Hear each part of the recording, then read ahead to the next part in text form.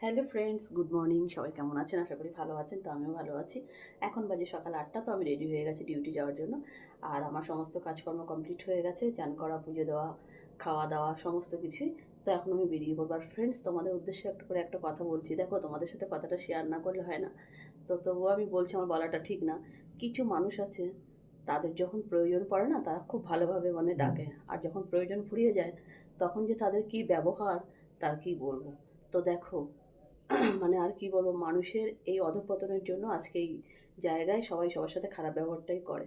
তো যখন তার দরকার হবে, সে তখন খুব ভালোভাবে কথা বলবে, ভালোভাবে ডাকবে, কিন্তু যখন তার প্রয়োজনটা শেষ হয়ে যাবে, তখন মনে হবে যেন চেনেই না। মানে কি বলবো। তো কিছু কিছু মানুষ আছে, তাদের সাথে বন্ধুত্ব না করাই ভালো। তো আমার ক্ষেত্রে এগুলো হচ্ছে, হয়েছে। তো সেই জন্যই আমি কথাটা বলছি। তো যাই হোক না কেন, সবাই ভালো থেকো, সুস্থ থেকো। আবার দেখা হবে সন্ধ্যাবেলা। এখন এত কাজের চাপ যে একটু ভালো করে ভিডিও বানাতে পারছি না। টাটা, সবাই ভালো থেকো, সুস্থ থেকো।